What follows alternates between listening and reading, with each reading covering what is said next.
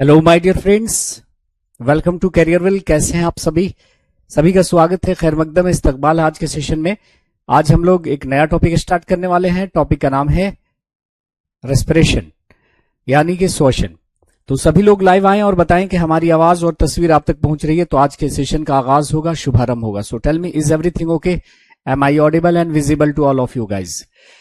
चंद्रकला शर्मा हमारे साथ हैं, राधे कृष्ण, रोहित जोगी, तनु गौतम, मोहित, बंटी स्वामी, नेहा यादव, निधि यादव।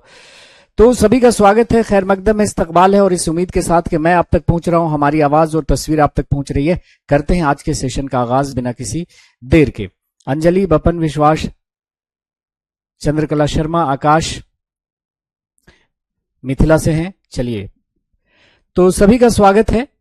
स्टार्ट करते हैं रेस्पिरेशन, अपना नया टॉपिक। हमने एनिमल न्यूट्रिशन फिनिश किया है, प्लांट न्यूट्रिशन फिनिश किया है, ये हमारा तीसरा टॉपिक है। ओके, सो गाइज, जैसे ही रेस्पिरेशन की बात आती है, आपके दिमाग में आता है सांस लेना छोड़ना, है ना? लेकिन माय डियर फ्रेंड्स, एक बात मैं आपको बताऊं कि सांस लेना और छोड़ना ब्रीदिंग कहलाता है, श्वास जिसे कहते हैं। और एक्चुअली में रेस्पिरेशन क्या होता है? भोजन का जलना और जलकर ऊर्जा देना। हम लोगों ने खाना खाया, ठीक है, खाना खाने के बाद डाइजेशन हुआ, ग्लूकोज बना, और ये ग्लूकोज अब जलकर एनर्जी देगा, और इसी को हम लोग क्या कहते हैं? रेस्पिरेशन कहते हैं। ठीक है नेहा? चलिए, बढ़िया है, ऑडिबल और विजिबल है। चलिए, हाँ, ये हर क्लास के लिए है, बीपीएससी को भी पढ़ाते हैं। ये जो हमारा साइंस स्पेशल का जो बैच है ना, वो हर एग्जाम के लिए, चाहे वो सीडीएस हो, एनडीए हो, एफकैट हो, है ना, रेलवे के एग्जाम्स हो, चाहे वो पीसीएस के एग्जाम्स हो, बीपीएससी के एग्जाम हो, सबके लिए है इंपॉर्टेंट।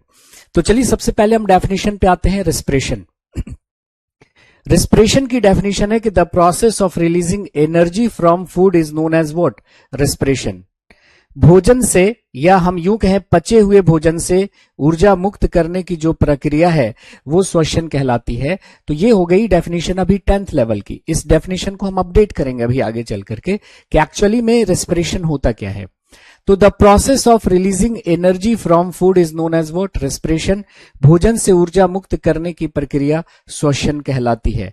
कैसे? जरा इसको और गहराई से देखते हैं और फिर 11th लेवल के डेफिनेशन पे हम चलेंगे जो एनसीईआरटी लिखता है। जैसे देखो, हमने खाना खाया और डाइजेशन के बाद क्या बना? ग्लूकोज। ये क्या है? ग्लूकोज है। ये है आपका ग्लूकोज, ग्लूकोज है ये, ठीक है। अब ये ग्लूकोज जलेगा। जलने का मतलब क्या होता है? ऑक्सीजन से रिएक्शन करना। जलने का मतलब होता है ऑक्सीजन से रिएक्शन करना। जैसे कोई चीज हवा में ही क्यों जलती है? जब हम किसी चीज को हवा में गर्म करना चालू करते हैं, तो हर सब्सटेंस का अपना एक टेम्परेचर होता है, जिस टेम्परेचर तक हीट करने पर वो जलने लगता है, यानी ऑक्सीजन से रिएक्शन करता है और जलने लगता है। बिना ऑक्सीजन का कंबशन नहीं हो सकता। तो कंबशन यानी दहन का मतलब क्या होता है? एक्चुअली ऑक्सीजन से रिएक्शन करना। तो ग्लूकोज भी जलेगा, मतलब ऑक्सीजन से रिएक्शन करेगा और क्या बनाएगा? देखिए, ग्लूकोज में जो कार्बन है वो ऑक्सीजन से प्रतिक्रिया करके, रिएक्शन करके CO2 देगा। ग्लूकोज में जो हाइड्रोजन है वो ऑक्सीजन से रिएक्शन करके वाटर देगा, और क्या देगा? एनर्जी। क्या देगा? एनर्जी, यानी ऊर्जा देगा। और इसी प्रक्रिया को हम लोग क्या कहते हैं? रेस्पिरेशन कहते हैं। इसी प्रोसेस को हम लोग क्या कहते हैं? रेस्पिरेशन कहते हैं। What is this? This is the chemical equation of your respiration. यही आपका क्या है? यही है रेस्पिरेशन का रासायनिक समीकरण। यही है आपका रेस्पिरेशन, यानी आप कह सकते हो श्वसन।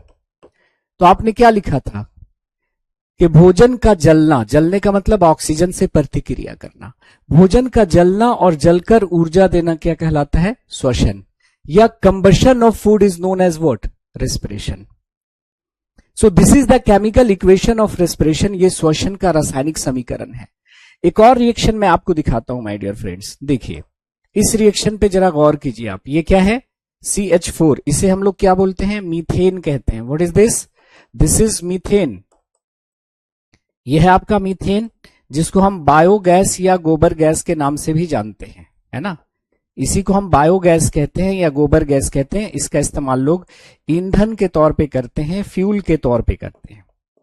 जब हम बायोगैस को जलाते हैं, है ना, हवा में, तो हवा में जब हम बायोगैस को यानी मीथेन को जलाएंगे तो ये मीथेन हवा के ऑक्सीजन से प्रतिक्रिया करेगा और क्या देगा आपको, मीथेन में जो कार्बन है वो ऑक्सीजन से रिएक्शन करके CO2 देगा। मीथेन में जो हाइड्रोजन है वो ऑक्सीजन से प्रतिक्रिया करके क्या देगा, पानी देगा। और क्या मिलेगी आपको, एनर्जी, ऊर्जा मिलेगी। किस रूप में, हीट और लाइट के रूप में, है ना, हीट और लाइट के रूप में। इस रिएक्शन को आप क्या नाम देते हैं, इस रिएक्शन को आप नाम देते हैं माय डियर फ्रेंड्स कंबशन। क्या कहते हैं, इस रिएक्शन को आप कहते हैं कंबशन, है ना। इस रिएक्शन को हम कहते हैं कंबशन या कंबशन रिएक्शन, दहन अभिक्रिया, या सिर्फ दहन बोलते हैं, है ना, जलना। अब आप केमिस्ट्री के नजरिए से अगर बात करें तो केमिस्ट्री के नजरिए से दोनों रिएक्शन में कोई अंतर है क्या? आप कहेगा नहीं सिर्फ दोनों का एंड प्रोडक्ट, दोनों का अंतिम उत्पाद क्या है, सेम है, तो रिएक्शन सेम हो गया। मतलब क्या हुआ कि अगर बॉडी के बाहर कुछ जलता है तो उसका नाम क्या दिया गया है, कंबशन या कंबशन रिएक्शन।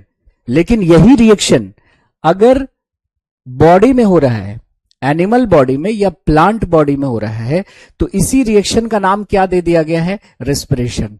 मतलब आप कह सकते हैं कि respiration is nothing but it is a combustion reaction which takes place inside the body of a living organism. मतलब श्वसन और कुछ नहीं, दहन अभिक्रिया है जो सजीवों के शरीर में हो रहा है। अगर कंबशन रिएक्शन हमारी बॉडी में या प्लांट की बॉडी में हो रहा है तो उसी का नाम दे दिया गया है रेस्पिरेशन। रेस्पिरेशन से कहने से एक बात क्लियर है कि ये कंबशन ही है, लेकिन कहां हो रहा है, सजीवों के शरीर में। और देखो ये मीथेन क्या, कोई भी अगर ईंधन जलेगा, आप केमिस्ट्री में पढ़ेंगे कि कोई भी जो ईंधन होता है वो हाइड्रोकार्बन होते हैं। क्या होते हैं, हाइड्रोकार्बन होते हैं, मतलब कार्बन और हाइड्रोजन के बने होते हैं। LPG, CNG, लकड़ी, कोयला सब क्या होता है, हाइड्रोकार्बन, मतलब कार्बन और हाइड्रोजन के बने होते हैं। किसी भी ईंधन को जलाएंगे तो उसका अंतिम उत्पाद यही मिलेगा, है ना। जैसे बायोगैस क्या है, मीथेन जिसको हम बायोगैस कहते हैं, यह एक प्रकार का ईंधन है जिसको हम जला रहे हैं। किसका बना हुआ है, कार्बन और हाइड्रोजन का, मतलब ये हाइड्रोकार्बन है। तो कोई भी ईंधन जलेगा तो अंतिम उत्पाद यही मिलेगा। देखो ग्लूकोज भी क्या है, हाइड्रोकार्बन है। ग्लूकोज हमारे शरीर का ईंधन है, पौधे और जंतुओं के शरीर का ईंधन है। मतलब बॉडी के अंदर कुछ जल रहा है तो वो हो गया रेस्पिरेशन, बॉडी के बाहर कुछ जल रहा है तो वो हो गया कंबशन। बात आ रही है समझ में? तो रेस्पिरेशन कहने से एक बात क्लियर हो जाती है कि ये कंबशन ही है, लेकिन सजीवों के शरीर में हो रहा है। थोड़ा सा हायर लेवल पे चलते हैं। जैसे आपने केमिस्ट्री में पढ़ा होगा, केमिस्ट्री में पढ़ा होगा कि कोई भी सब्सटेंस है, कोई भी सब्सटेंस है, नोट करके आप कहीं पे लिख लीजिएगा, नोट करके आप कहीं पे साइड में लिख लीजिएगा कि दुनिया का कोई भी पदार्थ है, दुनिया का कोई भी पदार्थ है, इसमें ऑक्सीजन का जुड़ जाना क्या कहलाता है, ऑक्सीडेशन कहलाता है। दुनिया के किसी भी पदार्थ में ऑक्सीजन का जुड़ जाना क्या कहलाता है, ऑक्सीकरण, या क्या कहलाता है, या क्या कहलाता है आपका उपचयन। ऑक्सीकरण को उपचयन कहते हैं। लेकिन दुनिया के किसी भी पदार्थ में हाइड्रोजन का जुड़ जाना क्या कहलाता है, रिडक्शन कहलाता है, रिडक्शन कहलाता है, मतलब अवकरण कहलाता है या अपचयन कहलाता है, अपचयन कहलाता है। इसको कहीं बार नोट करके आप लिख लीजिएगा साइड में, है ना, क्योंकि थोड़ा हट के बात हो गई है टॉपिक से, तो नोट करके बॉक्स में ऐसे डाल लीजिएगा, है ना। तो किसी भी पदार्थ में ऑक्सीजन का जुड़ जाना ऑक्सीडेशन, ओ से ऑक्सीजन, ओ से ऑक्सीडेशन, है ना, और किसी भी पदार्थ में हाइड्रोजन का जुड़ जाना रिडक्शन कहलाता है। आप मुझे ये बताओ कि कंबशन में या रेस्पिरेशन में क्या हो रहा है? दोनों एक ही बात है। अब तो अगर केमिस्ट्री के नजरिए से हम बात करें तो दोनों सेम ही रिएक्शन हो गया, ठीक है। तो इसमें क्या हो रहा है, ऑक्सीजन ऐड हो रहा है ना, तो ऑक्सीजन ऐड हो रहा है मतलब ऑक्सीडेशन है। मतलब अगर हम इसे केमिस्ट्री के नजरिए से बात करें तो आप कह सकते हैं कि भाई आप जिसे रेस्पिरेशन कहते हैं ना, आप जिसे रेस्पिरेशन कहते हैं ना, दरअसल आम बोलचाल में उसे हम कंबशन कहते हैं, और केमिस्ट्री की भाषा में इसी को क्या कहते हैं, ऑक्सीडेशन कहते हैं। मतलब क्या हुआ कि भाई श्वसन कुछ और नहीं, दहन अभिक्रिया है, और केमिस्ट्री के नजरिए से बात करें तो ऑक्सीकरण अभिक्रिया है, क्योंकि ग्लूकोज में ऑक्सीजन ऐड हो रहा है। तो देखो अब एनसीईआरटी 11th क्लास क्या लिखता है, 11th क्लास की जरा डेफिनेशन देख लो। वो तो बच्चों वाली डेफिनेशन थी कि भोजन का जलना और जलकर ऊर्जा देना श्वसन कहलाता है। एनसीईआरटी क्या लिखता है कि कंबशन ऑफ फूड और oxidation of food is known as respiration. भोजन का दहन या भोजन का ऑक्सीकरण कहलाता है श्वसन। बात आ रही है समझ में? ठीक है जी अरुण साहब, प्रीलिम्स के लिए है ना? हाँ उतनी ही क्लास है मंजीत साहब, ठीक है, कल की। वो कुछ टेक्निकल इश्यू था तो वहीं तक हो पाई थी। तो बात समझ में आई? कंबशन ऑफ फूड और ऑक्सीडेशन ऑफ फूड, भोजन का दहन या भोजन का ऑक्सीकरण कहलाता है भाई साहब आपका श्वसन। अब देखिए एक चीज मैं आपको और यहां पे बताना चाहता हूं, एक चीज मैं आपको और बताना चाहता हूं। यह है प्रकाश संश्लेषण का, यह है आपका, देखिए यह है आपका प्रकाश संश्लेषण का रासायनिक समीकरण, है कि नहीं? यह आपका है प्रकाश संश्लेषण का रासायनिक समीकरण, ऊपर वाला।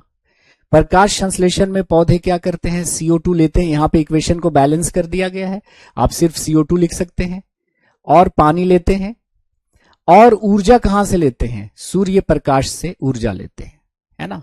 ऊर्जा कहां से लेते हैं, सूर्य प्रकाश से, और बना लेते हैं अपना खाना ग्लूकोज, और हमें जिंदा रहने के लिए दे देते हैं oxygen. This is the chemical equation of what, photosynthesis. ये प्रकाश संश्लेषण का रासायनिक समीकरण हो गया। पौधे ने क्या बनाया, ग्लूकोज डायरेक्ट। हम लोग खाना खाते हैं तो डाइजेशन के बाद बनता है ग्लूकोज, लेकिन पौधे ने अपना खाना डायरेक्ट बनाया है ग्लूकोज, खाना बन गया। अब उससे एनर्जी चाहिए तो ये ग्लूकोज क्या होगा, जलेगा। ईंधन जलेगा तब तो गाड़ी चलेगी। हमारे शरीर का ईंधन है ग्लूकोज। जलने का मतलब होगा ऑक्सीजन से प्रतिक्रिया। ग्लूकोज जलेगा और जल कर क्या देगा, CO2, वाटर और energy. This is the chemical equation of respiration. ये श्वसन का रासायनिक समीकरण है। अब दोनों को आप कंपेयर करो, दोनों इक्वेशन को, तो दोनों इक्वेशन को कंपेयर करने पर यह पता चलता है माय डियर फ्रेंड्स कि दोनों एक दूसरे का रिवर्स प्रोसेस है। दोनों एक दूसरे का रिवर्स प्रोसेस है। देखो ना, यहां पर CO2 प्लस पानी प्लस ऊर्जा, ग्लूकोज और ऑक्सीजन। यहां पे ग्लूकोज और ऑक्सीजन मिल रहे हैं तो CO2 निकल रहा है, पानी निकल रहा है और एनर्जी रिलीज हो रही है। देखो यहां पर एनर्जी यूज हो रही है और यहां पर एनर्जी रिलीज हो रही है। So when we compare these two equations then we can say that respiration and photosynthesis are the reverse reactions of each other.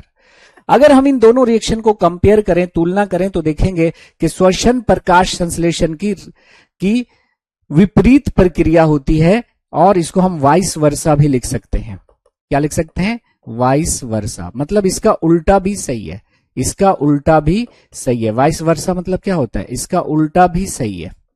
यानी हम कह सकते हैं कि श्वसन प्रकाश संश्लेषण की विपरीत प्रक्रिया होती है ना, विपरीत प्रक्रिया होती है। इसका उल्टा भी सही है, प्रकाश संश्लेषण श्वसन की विपरीत प्रक्रिया होती है। दोनों एक दूसरे का रिवर्स रिएक्शन है। ये तो आपने इक्वेशन को कंपेयर करके बता दिया कि सर दोनों एक दूसरे का रिवर्स रिएक्शन लग रहा है ना। देखो ना, इक्वेशन दोनों का एक साथ लिखा मैंने, लेकिन एक और नजरिए से हम दोनों को रिवर्स बता सकते हैं। एक तो इक्वेशन को कंपेयर करके बता सकते हैं प्रिंस, ठीक है, बात आ रही है समझ में? हाँ, ये न्यू चैप्टर है राधेश्याम साहब, ठीक है। लेकिन एक और नजरिए से हम बता सकते हैं कि दोनों एक दूसरे का रिवर्स प्रोसेस है। देखो केमिस्ट्री में आप पढ़ोगे कि एक ऐसी अभिक्रिया जिसमें एनर्जी एब्जॉर्ब होती है, अवशोषित होती है या यूज होती है, ऐसे रिएक्शन को हम लोग कहते हैं एंडोथर्मिक रिएक्शन। क्या कहते हैं my dear friends, endothermic reaction, है ना। मतलब ऊष्मा शोषी अभिक्रिया, ऊष्मा शोषी अभिक्रिया। और एक ऐसी अभिक्रिया जिसमें ऊर्जा निकलती है, एनर्जी रिलीज होती है, उसको क्या बोलते हैं? Exothermic reaction. Exothermic reaction. ऊष्मा क्षेपी अभिक्रिया। तो ऊष्मा शोषी अभिक्रिया और ऊष्मा क्षेपी अभिक्रिया एक दूसरे का क्या होता है? रिवर्स होता है ना। तो अगर कोई आपसे पूछ दे कि प्रकाश संश्लेषण कैसा प्रोसेस है, एक्सो या एंडो, तो कहिएगा सर प्रकाश संश्लेषण में तो लिया जा रहा है ना, तो एंडो, अंदर जा रहा है, और एग्जिट होना मतलब निकलना, एक्सो मतलब एग्जिट होना, निकलना। ऐसा रिएक्शन, ऐसी प्रतिक्रिया जिसमें एनर्जी या हीट निकलती है, उसको बोलते हैं एक्सोथर्मिक। तो यहां पे हम रेस्पिरेशन पढ़ रहे हैं, तो यहां पे लिख लीजिएगा कि respiration is an example of exothermic reaction. श्वसन एक प्रकार की ऊष्माक्षेपी अभिक्रिया है। तो अपने आप समझ में आ जाएगा कि प्रकाश संश्लेषण कैसी हो जाएगी? ऊष्मा शोषी, क्योंकि दोनों एक दूसरे का रिवर्स रिएक्शन है। एक और नजरिए से हम दोनों को रिवर्स बतला सकते हैं। एक और नजरिए से हम दोनों को रिवर्स बतला सकते हैं। कैसे? देखिएगा, नोट करके कहीं पे लिख लीजिएगा, टॉपिक से थोड़ा हटकर है। देखिए, आपने नाम सुना होगा मेटाबॉलिज्म, उपापचय, या इसी को बोलते हैं मेटाबॉलिक प्रोसेस, उपापचय क्रियाएं। ये क्या होता है कि किसी भी लिविंग ऑर्गेनिज्म की बॉडी में, किसी भी सजीव के शरीर में होने वाले जितने भी केमिकल रिएक्शंस हैं, किसी भी सजीव के शरीर में होने वाले सभी रासायनिक प्रतिक्रियाओं को एक साथ क्या कहते हैं? मेटाबॉलिज्म कहते हैं, उपापचय कहते हैं, या उपापचय क्रियाएं कहते हैं। और ये मेटाबॉलिज्म दो प्रकार की होती हैं। एक होती है एनाबॉलिज्म या एनाबॉलिक प्रोसेस भी बोल देते हैं इसको। एनाबॉलिक प्रोसेस मतलब उपचय क्रियाएं, या सिर्फ उपचय लिख सकते हैं। और दूसरा होता है केटाबॉलिज्म। एनाबॉलिज्म और केटाबॉलिज्म, जिसको केटाबॉलिक प्रोसेस भी बोल सकते हैं। केटाबॉलिक प्रोसेस, तो केटाबॉलिज्म या केटाबॉलिक प्रोसेस, अपचय क्रियाएं, अपचय क्रियाएं। अब देखिए, मेटाबॉलिज्म का मतलब क्या हुआ? सारे जितने भी रासायनिक प्रतिक्रियाएं आपके शरीर में चल रही हैं, जितने भी केमिकल प्रोसेस आपके शरीर में चल रहे हैं, उसको सम्मिलित रूप से एक साथ हम लोग क्या बोलते हैं? मेटाबॉलिज्म। और मेटाबॉलिज्म दो प्रकार का है, एनाबॉलिज्म और केटाबॉलिज्म। एनाबॉलिज्म वो प्रक्रियाएं होती हैं जिसमें कुछ बनता है। तो जितने भी सिंथेटिक प्रोसेसेस हैं, संश्लेषी प्रक्रियाएं, संश्लेषी प्रक्रियाएं, उनको बोलते हैं क्या?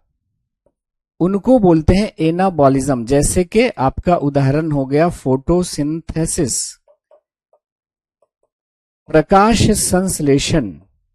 प्रकाश संश्लेषण कैसा हो गया? इसमें ग्लूकोज बन रहा है, तो प्रकाश संश्लेषण क्या हो गया? एनाबॉलिज्म या एनाबॉलिक। तो जिसमें कुछ बनता है, जिसमें कुछ बनता है उसको क्या बोलेंगे? एनाबॉलिज्म।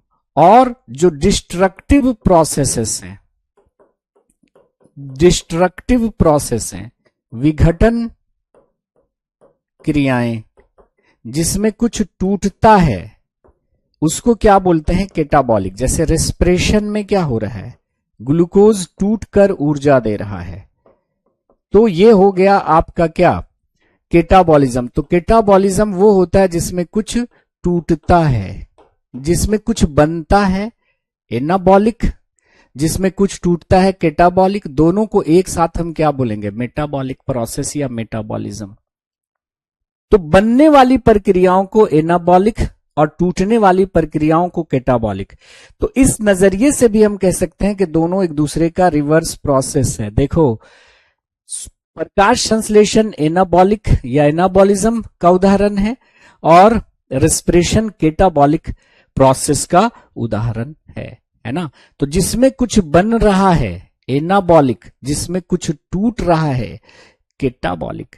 तो इस नजरिए से भी हम कहते हैं कि दोनों एक दूसरे का क्या है, रिवर्स प्रोसेस है, क्योंकि प्रकाश संश्लेषण जो है वो है एनाबॉलिक उपचय और रेस्पिरेशन है केटाबॉलिक अपचय प्रक्रिया।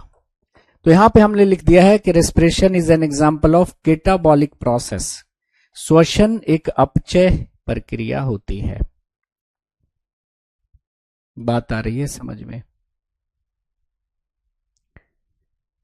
तो इन तीनों के अंदाज में हम बोल सकते हैं, तीनों पॉइंट्स को मद्देनजर बोल सकते हैं कि भाई दोनों एक दूसरे का रिवर्स प्रोसेस। और कितना बताऊं, तीन तरह से तो बता दिया कि दोनों एक दूसरे का रिवर्स प्रोसेस है। तो सजीवों के शरीर में होने वाली सभी रासायनिक क्रियाओं को नोट करके कहीं पे लिख लीजिएगा। सजीवों के शरीर में होने वाली सभी रासायनिक क्रियाओं के योग को हम उपापचय कहते हैं।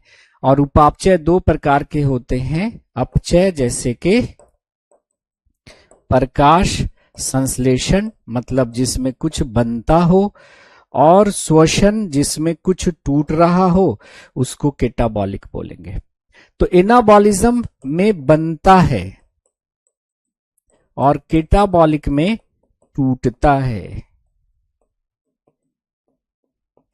कि तुम अगर टूट के बिखरो तो बताना मुझको, तुम अगर टूट के बिखरो तो बताना मुझको, हम तुम्हें रेत के जर्रों से भी चुन सकते हैं।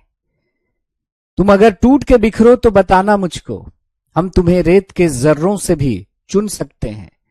और मोहब्बत से, इनायत से, वफा से चोट लगती है, मोहब्बत से, इनायत से, वफा से चोट लगती है। बिखरता फूल हूं, मुझको हवा से चोट लगती है। और इतना टूटा हूं कि छूने से बिखर जाऊंगा, अब अगर और दुआ दोगे तो मर जाऊंगा। है ना।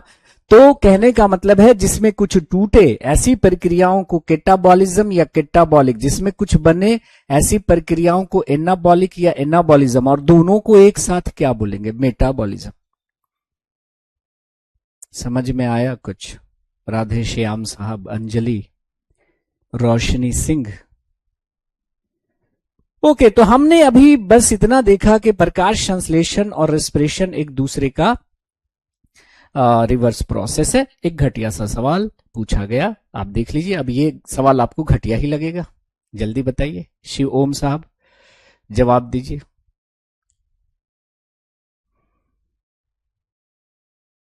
टिंकल चंदेल, अंजलि, ठीक है, बताइए उत्तर क्या होगा। तो आपसे पूछा जा रहा है कि केटाबॉलिक प्रोसेस कैसे होते हैं, जिसमें कुछ बन रहा होता है, जिसमें कुछ टूट रहा होता है। तो जिसमें कुछ टूट रहा होता है, अब तो याद ही हो जाएगा ना, शेर भी सुना दिया तो याद तो होना ही है। चलो आगे बढ़ते। अब आते हैं my dear friends, site of respiration, यानी where does the process of respiration takes place, where does the process of प्रकाश रेस्पिरेशन विल अकर, है ना। श्वसन की प्रक्रिया कहां पे संपन्न होती है। तो श्वसन की प्रक्रिया कहां पे संपन्न होगी, तो मैंने कहा था कि जब भी मैं पूछूं कि कोई प्रोसेस कहां होता है तो वो हमारे सेल में होता है। हम कहते हैं ना ये चीज हमारी बॉडी में हो रहा है, दरअसल वो हमारे सेल में हो रहा होता है। तो रेस्पिरेशन की क्रिया भी कहां पे होगी, सेल में होगी। तो ये देखिए, ये थी छोटी आंत, ये छोटी आंत थी, और ये छोटी आंत की दीवारों से ढेर सारे नसें जुड़ी हुई थी। ये था आपका ब्लड वेसल, ठीक है, ये था आपका ब्लड वेसल, ब्लड वेसल, रुधिर वाहिका। आम बोलचाल में इसको क्या बोलते हैं, नसें। तो ये देखो ग्लूकोज गया कहां पे, हमने खाना खाया, बना ग्लूकोज C6H12O6, और ये ग्लूकोज चला गया ब्लड में, और ब्लड से होता हुआ कहां चला जाएगा, तो आप कहेगा सर हमारे सेल में, है ना, हमारे सेल में यानी कोशिका में। देखिए हमारे शरीर के तमाम सेल्स तक ब्लड पहुंचाया जा रहा है पतली पतली नलिकाओं के द्वारा, दिख रहा है आपको। और इन नलिकाओं को हम कहते हैं ब्लड वेसल्स, रुधिर वाहिका। तो अब ये ग्लूकोज कहां चला जाएगा, आपके सेल में आ जाएगा ग्लूकोज। अगर आपको यकीन नहीं है तो आप कहीं पर भी एक निडल लेकर अपने बॉडी को प्रिक कीजिए, वहां से ब्लड निकलने लगेगा। इसका मतलब क्या है कि हमारे शरीर की तमाम कोशिकाओं तक ब्लड पहुंचाया जा रहा है। तो हमने खाना खाया और क्या बना, ग्लूकोज बना। ये ग्लूकोज छोटी आंत से ब्लड में गया, ब्लड से होता हुआ हमारे शरीर की तमाम कोशिकाओं में चला गया। तो ये मान लिया कि हमारे शरीर की एक कोशिका है। क्या है, एक कोशिका है, जिससे मिलकर हमारा पूरा शरीर बना हुआ है। इन्हीं कोशिकाओं से मिलकर, है ना, इन्हीं कोशिकाओं से मिलकर हमारा शरीर बना हुआ है ना। सेल के अंदर जो एक लिक्विड भरी होती है, एक द्रव भरा होता है, आगे हम पढ़ाएंगे इसको डिटेल से, उसको कहते हैं साइटोप्लाज्म, कोशिका द्रव। साइटोस मतलब क्या होता है, सेल। प्लाज्मा मतलब क्या होता है, लिक्विड। सेल के अंदर जो लिक्विड भरा होता है उसको साइटोप्लाज्म कहते हैं। और इस साइटोप्लाज्म के अंदर ढेर सारे छोटे छोटे रचनाएं बिखरी पड़ी होती हैं, है ना। उन रचनाओं से हमें मतलब नहीं है, ये होता है सेल का न्यूक्लियस। हमें मतलब है कि भाई सेल के अंदर एक इस तरह की छोटी सी संरचना होती है। Now tell me the name of this structure. इस संरचना को हम लोग क्या कहते हैं, तो इस संरचना को हम लोग कहते हैं माइटोकॉन्ड्रिया। तो सेल के अंदर होता है आपका एक इस तरह का संरचना जिसको कहते हैं माइटोकॉन्ड्रिया। माय डियर फ्रेंड्स, क्या कहते हैं बताएंगे, माइटोकॉन्ड्रिया। सेल के अंदर और भी चीजें होती है, उससे हमें मतलब नहीं है। सेल के अंदर हमें मतलब है माइटोकॉन्ड्रिया से। अब देखिए, हम लोगों ने खाना खाया, डाइजेशन हुआ, डाइजेशन से क्या बना, ग्लूकोज बना। ये ग्लूकोज छोटी आंत से कहां गया, ब्लड में, और ब्लड से होता हुआ कहां चला गया, सेल में चला गया, है ना। ब्लड से होता हुआ कहां चला गया, सेल में चला गया, C6H12O6। ये ग्लूकोज छोटी आंत से गया ब्लड में, ब्लड से कहां चला गया, सेल में, और सेल से कहां चला गया, माइटोकॉन्ड्रिया में। सांसों के माध्यम से हमने ऑक्सीजन लिया, ऑक्सीजन गया फेफड़ों में, फेफड़ों से भी नसें जुड़ी हुई हैं। यह ऑक्सीजन फेफड़ों से चला गया ब्लड में, ब्लड से होता हुआ चला गया सेल में। तो सांसों के माध्यम से हमने जो ऑक्सीजन लिया, यह ऑक्सीजन गया फेफड़ों में, फेफड़ों से गया ब्लड में, ब्लड से गया सेल में, और सेल से चला गया माइटोकॉन्ड्रिया में। ये ग्लूकोज माइटोकॉन्ड्रिया में जाकर क्या, किससे मिला, ऑक्सीजन से मिला, और क्या रिलीज हुआ, CO2, वाटर और एनर्जी। और यही तो है हमारा रेस्पिरेशन, यही तो था रेस्पिरेशन। रेस्पिरेशन और था क्या, रेस्पिरेशन था क्या, बताइए। कि ग्लूकोज जो है वो ऑक्सीजन से मिलकर क्या रिलीज कर रहा है, ग्लूकोज ऑक्सीजन से मिलकर क्या रिलीज कर रहा है, CO2, वाटर और एनर्जी। और इसी प्रक्रिया को आप क्या कह रहे थे बताओ, रेस्पिरेशन। रेस्पिरेशन यानी श्वसन। तो अगर कोई आपसे पूछे कि श्वसन की क्रिया कहां होती है, तो श्वसन की क्रिया जो होती है वो कोशिका के माइटोकॉन्ड्रिया में होती है। तो रेस्पिरेशन का जो प्रोसेस है वो सेल के माइटोकॉन्ड्रिया में होता है। That's why mitochondria is also called, that's why mitochondria is also called power house of the cell और फर्नेस ऑफ द सेल। इसी कारण माइटोकॉन्ड्रिया को कोशिका का ऊर्जा गृह या कोशिका की भट्ठी या कोशिका का चूल्हा भी कहा जाता है। चूल्हा क्यों, अरे भाई रेस्पिरेशन है क्या, जलना, कंबशन, और कोई चीज जलती है कहां, चूल्हे में।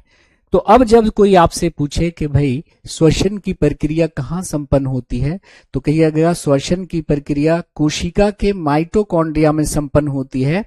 That's why mitochondria is also called power house of the cell और फर्नेस ऑफ द सेल। क्या किसी को दिक्कत है, क्या किसी को दिक्कत है, समझ में आया।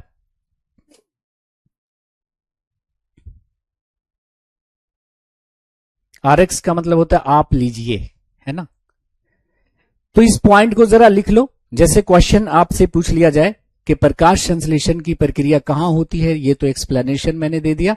अब इसको पॉइंट वाइज लिख लो, है ना, लिख लो। The process of respiration takes place in mitochondria.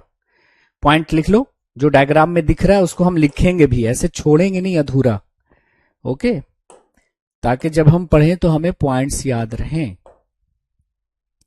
The process of respiration takes place in mitochondria, श्वसन की क्रिया माइटोकॉन्ड्रिया में संपन्न होती है। That's why mitochondria is also called power house of the cell और फर्नेस ऑफ द सेल। इसी कारण माइटोकॉन्ड्रिया को power house of the cell या फर्नेस ऑफ द सेल कहा जाता है।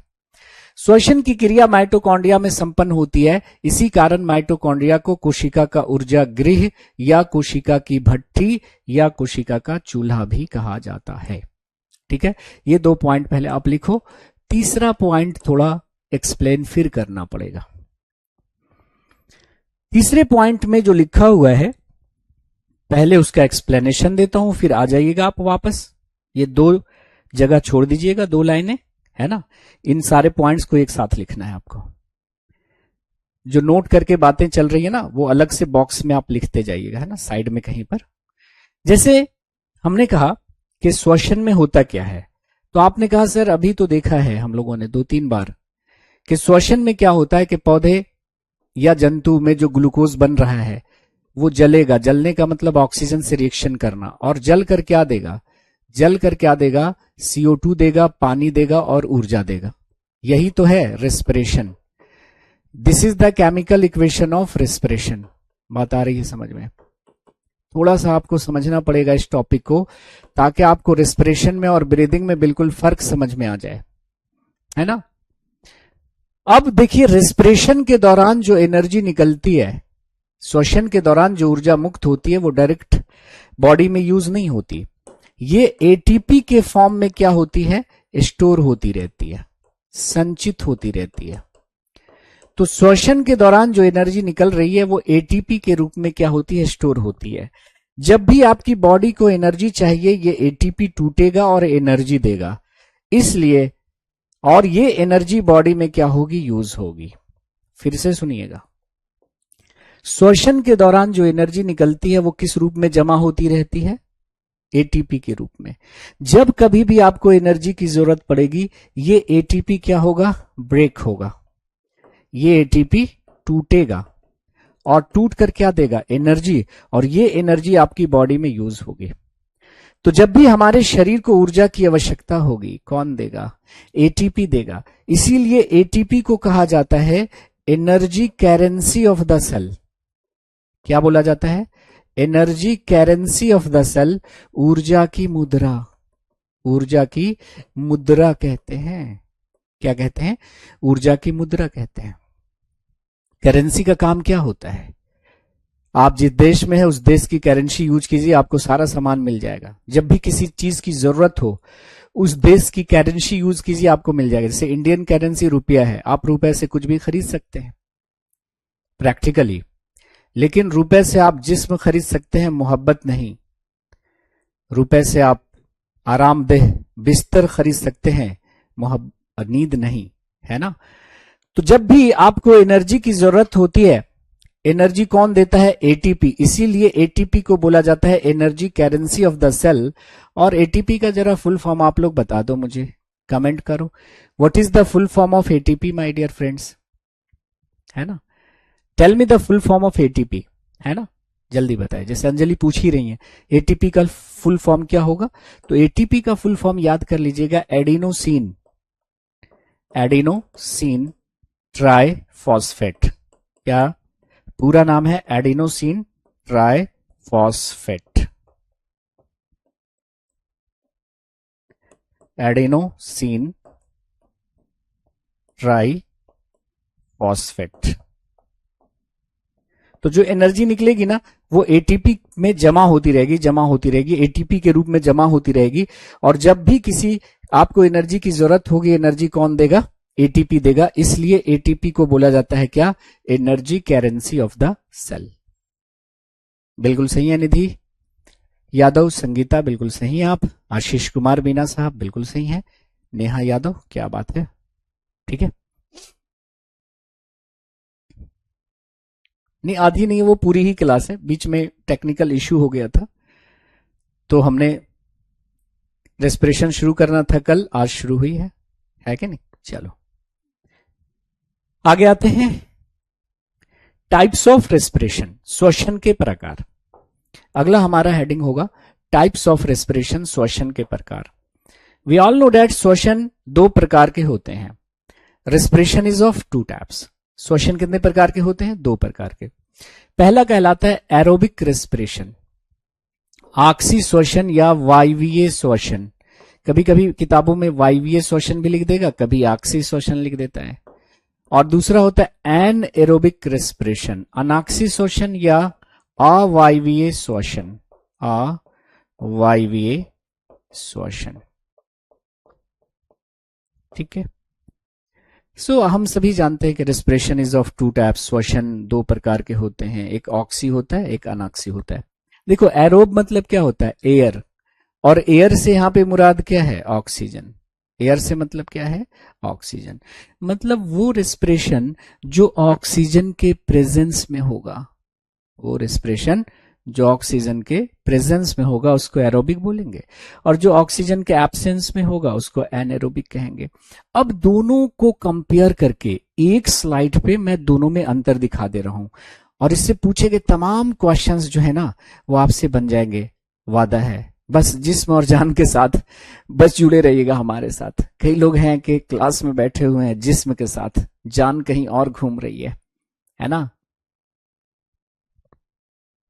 ऑफलाइन में मैं देखता हूं बच्चा क्लास में बैठा हुआ है लेकिन उसका जहन कहीं और घूम रहा होता है ना. तेरे ख्याल में गुम था कि लग गई आंखें, तेरे ख्याल में गुम था कि लग गई आंखें, जरा सी देर को ही तुझसे ख्वाब में मिल आए हम. तो लोग थोड़ी सी देर में कहां कहां घूम कर चले आते हैं, वो नहीं करना है. Okay, so here we have the differences between the aerobic and anaerobic respiration. सारे पॉइंट्स को एक ही स्लाइड पे हमने समेटने की कोशिश की है. थोड़ा सा देखिएगा, यहां से क्लियर हो जाएंगी बातें. इसमें हमने लिखा है एरोबिक रेस्पिरेशन, और इस कॉलम में हमने लिखा है एनएरोबिक रेस्पिरेशन, अनाक्सी श्वसन या अवायवीय श्वसन. ठीक है जी. अब देखो एरोबिक में ये बताने की जरूरत है क्या कि यह ऑक्सीजन की उपस्थिति में होता है. It takes place in presence of oxygen. अब तो बस एक रस्म अदायगी जैसी है, लिख दिया है मैंने.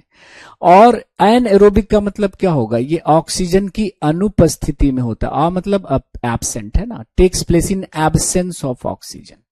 ठीक है, एक पॉइंट तो क्लियर हो गया. ऑक्सी ऑक्सीजन के प्रेजेंस में, अनाक्सी ऑक्सीजन के एब्सेंस में.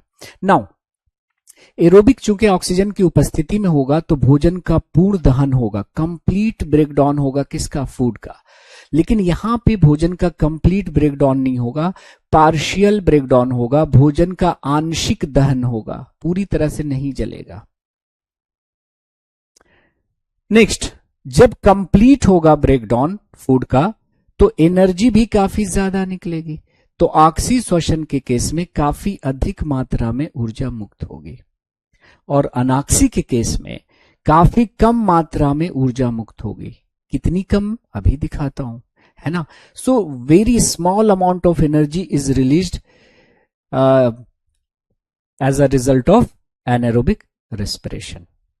तो ये ऑक्सीजन की उपस्थिति में कंप्लीट ज्यादा ऊर्जा, ऑक्सीजन की अनुपस्थिति में भोजन का आंशिक दहन कम ऊर्जा. अब यहां से तो क्वेश्चन नहीं लगता है कि बनेगा तो आसान हो जाएगा, हलवा टाइप का क्वेश्चन हो जाएगा, आप सब बना दोगे. क्वेश्चन देखो कहां से बनाएगा. क्वेश्चन बनाएगा एंड प्रोडक्ट से, अंतिम उत्पाद से, कि भाई एरोबिक रेस्पिरेशन का एंड प्रोडक्ट क्या होगा और एन एरोबिक रेस्पिरेशन के एंड प्रोडक्ट्स क्या होंगे, अंतिम उत्पाद क्या होंगे. ये भी आपको पता है. जैसे मैं आपसे पूछूं कि what are the end products of aerobic respiration, ऑक्सी या वायवीय श्वसन का अंतिम उत्पाद क्या है, तो कहोगे कि सर क्या मजाक वाला क्वेश्चन पूछ रहे हो. ऑक्सी श्वसन होगा तो क्या बनेगा? CO2 बनेगा. और क्या बनेगा? पानी बनेगा. और क्या मिलेगी? ऊर्जा. ऊर्जा किस रूप में? ATP के रूप में. ऊर्जा किस रूप में? ATP के रूप में. कितनी? 38 ATP, या कभी कभी लिखा रहेगा 36 ATP. मतलब क्या हुआ कि जब ग्लूकोज का एक मॉलिक्यूल जलेगा, ग्लूकोज का एक अणु जलेगा तो कितनी ऊर्जा निकलेगी? तो आप बता देना 36 या 38 ATP. तो अगर क्वेश्चन होता है कि what are the end products of aerobic respiration, ऑक्सीशोषण का अंतिम उत्पाद क्या है? तो आप कहिएगा सर CO2, वाटर और एनर्जी। एनर्जी किस रूप में? एटीपी के रूप में। कितनी? 38, क्योंकि आपने लिखा था कि श्वसन के दौरान जो ऊर्जा मुक्त होती है, यहां पे लिखा था ना आपने कि energy release during respiration is stored in the form of ATP. श्वसन के दौरान मुक्त ऊर्जा एटीपी के रूप में संचित होती है, और एटीपी को क्या कहा जाता है? Energy currency of the cell. ATP को ऊर्जा की मुद्रा कहा जाता है। ये 4 पॉइंट जो थे आपके लिए बेशकीमती थे। तो हमने लिखा था कि श्वसन की क्रिया माइटोकॉन्ड्रिया में संपन्न होती है। माइटोकॉन्ड्रिया को कोशिका का ऊर्जा गृह या कोशिका की भट्ठी या कोशिका का चूल्हा कहते हैं। श्वसन के दौरान मुक्त ऊर्जा एटीपी के रूप में संचित होती है। एटीपी को हम ऊर्जा की मुद्रा कहते हैं, क्योंकि जब कभी भी हमारे शरीर को ऊर्जा की जरूरत होगी एटीपी देगा। था कि नहीं? बात आ रही समझ में? हाँ बिल्कुल, वो अलग अलग पाथवे होता है ना, उतना हम जाएंगे नहीं अभी, वो जाते हैं टीजीटी वाले बैचेस में। 2 अलग अलग पाथ से अगर कंबशन हो रहा है ना ग्लूकोज का, तो एक में 36, एक में 38। ठीक है, चलिए। तो मैंने क्या बोला कि अगर आपको पूछ लिया जाए कि एरोबिक रेस्पिरेशन का अंतिम उत्पाद क्या है, तो रट लो CO2 प्लस पानी प्लस ऊर्जा। कितनी ऊर्जा? 38 एटीपी के रूप में। नाउ अगर आपसे पूछा जाता है कि what are the end products of anaerobic respiration, ये वाला, ये एंड प्रोडक्ट तो याद ही रहता है हमारा, चौथा वाला तो याद ही रहेगा, एरोबिक वाला। अगर पूछा जाए कि what are the end products of क्या? एन एरोबिक रेस्पिरेशन, तो देखो एन एरोबिक रेस्पिरेशन 2 जगहों पे होता है। एक हमारे शरीर में होता है, हमारे मसल्स में होता है एनाएरोबिक रेस्पिरेशन, और दूसरा हमारा होता है माइक्रो ऑर्गेनिजम्स में, है ना, सूक्ष्म जीवों में। तो दोनों का अंतिम उत्पाद अलग अलग होगा। जैसे क्वेश्चन है कि when anaerobic respiration takes place in microorganisms, अगर अनाक्सी श्वसन माइक्रो ऑर्गेनिजम्स में होता है, जैसे कि बैक्टीरिया यानी जीवाणु, जैसे कि ईस्ट भी क्या है? एक माइक्रो ऑर्गेनिज्म है, ईस्ट। तो अगर क्वेश्चन होता है कि when anaerobic respiration takes place in microorganism such as bacteria and yeast, then what are the end products? अगर अनाक्सी श्वसन सूक्ष्म जीवों में होता है, जैसे कि जीवाणु में और ईस्ट में, तो उसका अंतिम उत्पाद क्या होगा? याद कर लीजिएगा, इथाइल एल्कोहल, CO2 और 2 ATP। ये बार बार पूछा गया है कि अगर अनाक्सी श्वसन सूक्ष्म जीवों में होगा तो उसका अंतिम उत्पाद क्या होगा? इथाइल एल्कोहल, CO2 और 2 ATP। आपने कहा था कम मात्रा में ऊर्जा मुक्त होती है, दिख रहा है ना, कहां 38 और कहां 2 ATP। यहां पर देखो इथाइल एल्कोहल को हिंदी में भी इथाइल एल्कोहल ही लिखा मिलेगा। इथाइल एल्कोहल हिंदी में ऐसे लिखा मिलेगा, हिंदी वाले लिख सकते हैं इथाइल एल्कोहल, या इसका IUPAC नेम यूज कर सकता है, इथेनॉल। इथाइल अल्कोहल को और क्या बोलते हैं? इथेनॉल। या इसका फॉर्मूला यूज कर सकता है C2H5OH, ये इथाइल अल्कोहल का फॉर्मूला होता है। तो अगर आपसे पूछा जाए कि when anaerobic respiration takes place in microorganisms such as bacteria and yeast, then what are the end products? अगर अनाक्सी श्वसन सूक्ष्म जीवों में अर्थात जीवाणु में और ईस्ट में होता है तो उसका अंतिम उत्पाद क्या होगा? रटना है इथाइल अल्कोहल, CO2 और 2 ATP। लेकिन अगर अनाक्सी श्वसन हमारे मांसपेशियों में होने लगा, क्यों होगा वो बाद की बात है। अगर अनाक्सी श्वसन हमारे मांसपेशियों में हो रहा है तो उसका अंतिम उत्पाद क्या होगा? तो लैक्टिक अम्ल और 2 ATP। ये क्या लिख देंगे यहां पर? लैक्टिक अम्ल लिख देंगे हिंदी में, लैक्टिक अम्ल एवं 2 ATP। ठीक है, 2 ATP। तो आपको 3 सवाल यहां पे याद रखने हैं। ऑक्सी श्वसन का अंतिम उत्पाद क्या होगा? तो कहिएगा सर CO2, वाटर और 38 ATP या 36 ATP। अगर पूछा जाए अनाक्सी श्वसन सूक्ष्म जीवों में हो रहा है तो उसका अंतिम उत्पाद क्या होगा? इथाइल अल्कोहल, CO2 और 2 ATP। लेकिन अगर अनाक्सी श्वसन हमारे मसल्स में हो रहा है तो अंतिम उत्पाद याद रखना, ये 3 सवाल हो गए, लैक्टिक अम्ल और 2 ATP। आप कहिएगा सर हमारे अंदर एनएरोबिक रेस्पिरेशन क्यों हो रहा है? हम तो अच्छा खासा सांस ले रहे हैं, ऑक्सीजन हमारी बॉडी में जा रहा है, ग्लूकोज से मिल रहा है, एनर्जी रिलीज हो रही है और हम अपना काम धाम कर रहे हैं, तो क्या जरूरत आन पड़ी कि हमारे मांसपेशियों में अनाक्सी श्वसन होने लगा? तो उसका बड़ा सिंपल सा उत्तर है, देखो जब हम लोग रिलैक्स मोड में होते हैं, आराम फरमा रहे होते हैं, उस समय एरोबिक रेस्पिरेशन से जो एनर्जी निकलती है ये वाली, ये हमारे लिए काफी होती है, इससे हमारा काम चलता रहता है।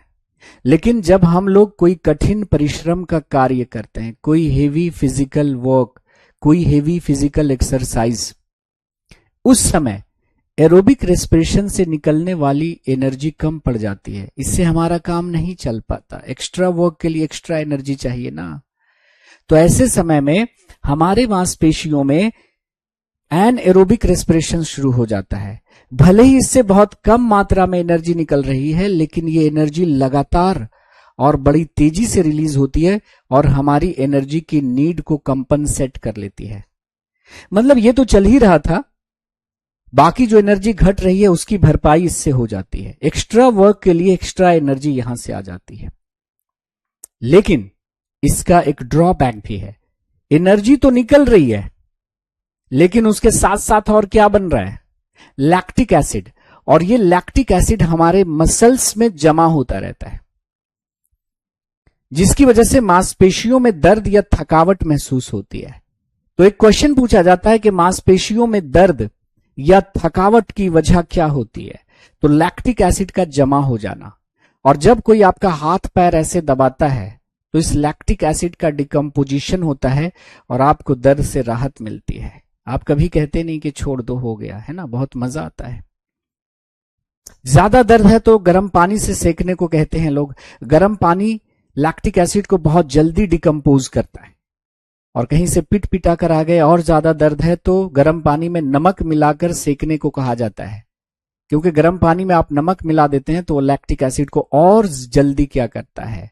डिकम्पोज करता है। तो इस पॉइंट को नोट करके कहीं पर लिख लेंगे कि भाई accumulation of या deposition of lactic acid in muscles causes muscular pain या muscular cramps भी लिखा रह सकता है। muscular cramps मतलब ऐंठन जो होती है मांसपेशियों में। सो मांसपेशियों में लैक्टिक अम्ल के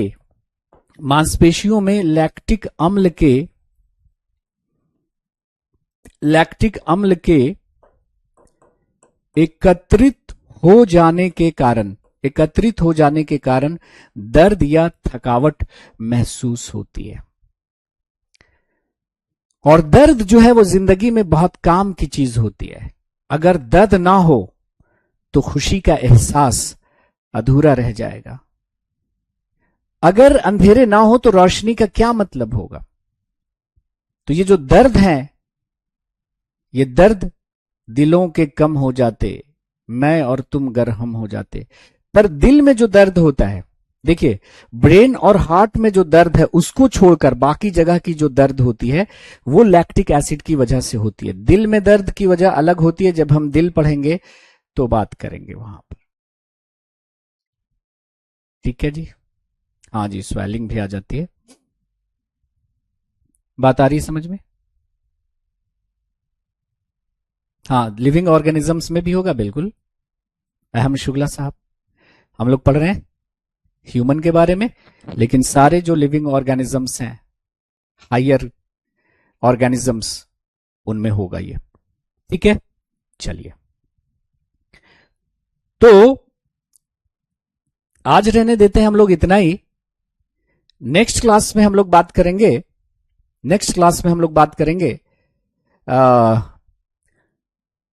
इसको थोड़ा और डिटेल में बात करेंगे, जहां पर हम लोग ग्लाइकोलिसिस और क्रेब्स साइकिल की बात करेंगे। और फिर हम देखेंगे माय डियर फ्रेंड्स के रेस्पिरेशन में और ब्रीदिंग में एक्चुअल में क्या फर्क होता है, क्या अंतर होता है, और फिर हम अपने श्वसन तंत्र पे हम लोग चलेंगे। आज के सेशन में अगर किसी का कोई सवाल है तो पूछ सकते हैं, ठीक है। नहीं, वो यूरिक एसिड की वजह से होती है विशाल, आगे हम पढ़ेंगे। अर्थराइटिस, जिसको गाउट या गठिया के नाम से जानते हैं, ठीक है। कौन सी लाइन छूट गई है नेहा, बता दीजिएगा। हाँ, ये नेक्स्ट, अभी हमने जानबूझकर छोड़ा है इसको क्योंकि अभी इसका एक्सप्लेनेशन नहीं हुआ है। वो कल 10 मिनट के एक्सप्लेनेशन के बाद इस पे आएंगे। अभी फिलहाल आप इसको कंप्लीट कर लीजिए, पूरा लिख लीजिए इसको, ठीक है। इस टेबल को आप पूरा लिख लीजिए, लेकिन इसका एक्सप्लेनेशन होगा नेक्स्ट क्लास में, है ना, नेक्स्ट क्लास में होगा। अभी आप ये पूरा टेबल ही उतार लीजिए, छूटी नहीं है, जानबूझकर छोड़ा है मैंने, ठीक। ग्लूकोज जलेगा ना ऑक्सीजन के एब्सेंस में, तो क्या बनेगा, लैक्टिक एसिड और एनर्जी रिलीज होगी, ठीक। समझ में आ रहा है।